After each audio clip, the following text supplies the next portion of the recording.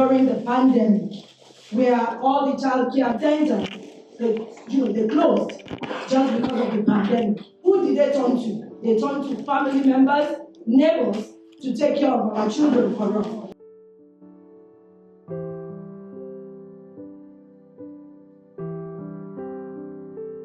My name is Tony Nokwela.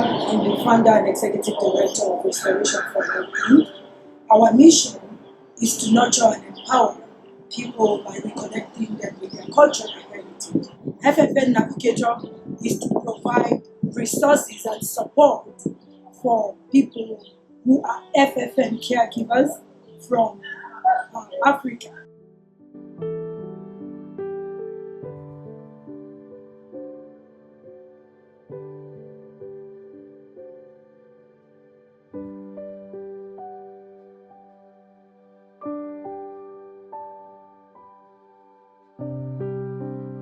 My name is Deborah. I'm Deborah Spake with Child Care Aware of Minnesota and Parent Aware. And our team helps families find childcare, the early educators and providers that are working right alongside of families and serving them and their children's learning and developmental needs each and every day. Community members want to start a child care center. The Wayfinder program is your partner. Dr. Richard Cooney, I am one of the coordinators of the Family Child Care Neighborhood. Mamas, all these older women, all the grandmas that are going to be licensed, and we do the license, we want to make sure they follow the licensing rules in regards to how they discipline kids and what they need to do, what they shouldn't do.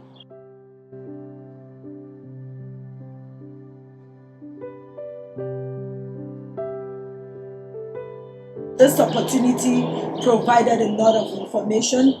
We are hearing the stories from families. We're hearing the stories from educators who have maybe previously had been an FFN provider. And we're hearing about the needs from families. They need care that may not just fall within the standard hours of care.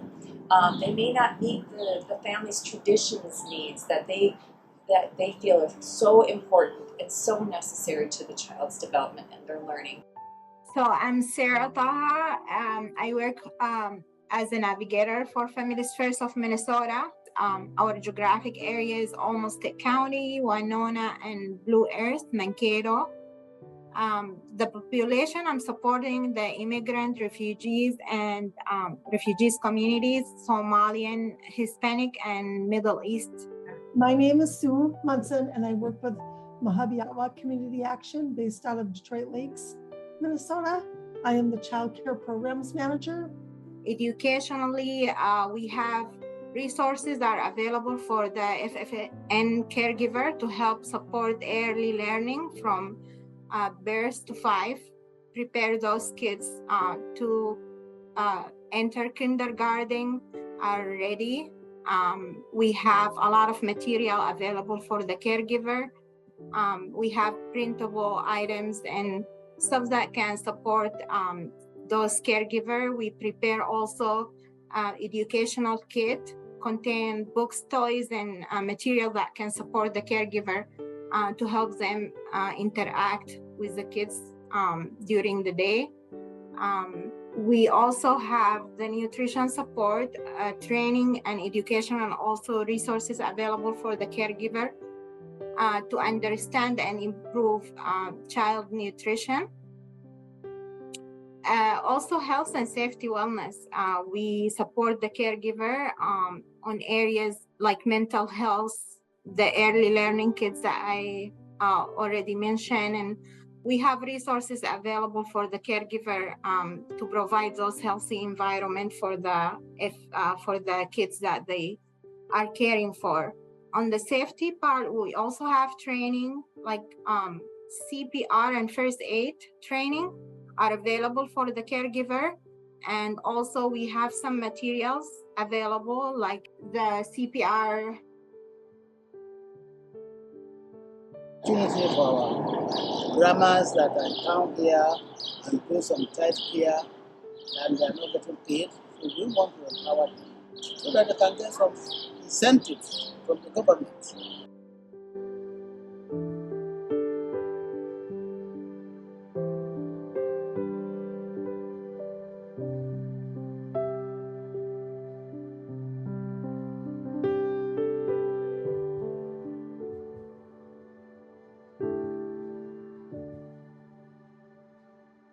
And so I can't say enough about the opportunities that we have to learn more from these stories and to also teach more.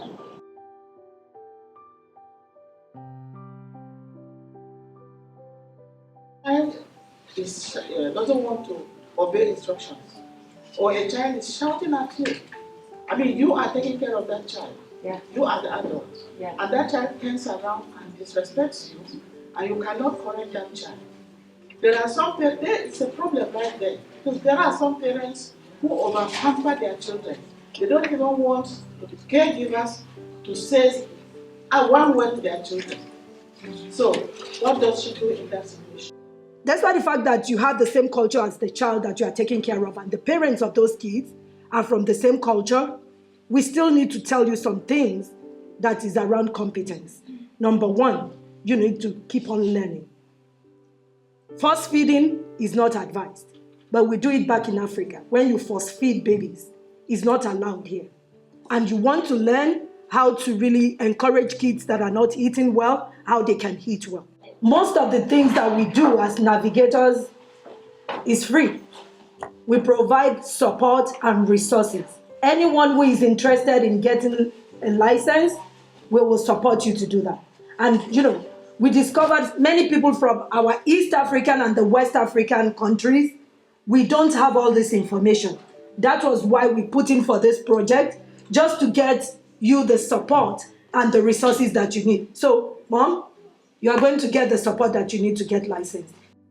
I work with Becker, Ottertail, Wadena, Todd, and Hubbard counties. We provide nutrition support, health and safety items, educational items to our FFNs. One thing that we did do in Long Prairie is we identified 2 bilingual people that are getting their CPR and first aid train the trainer certifications finished, and we have equipment for first aid and CPR equipment, mannequins, stuff like that we are taking to Long Prairie, and they're going to be able to train others in CPR and first aid, which is just a great asset.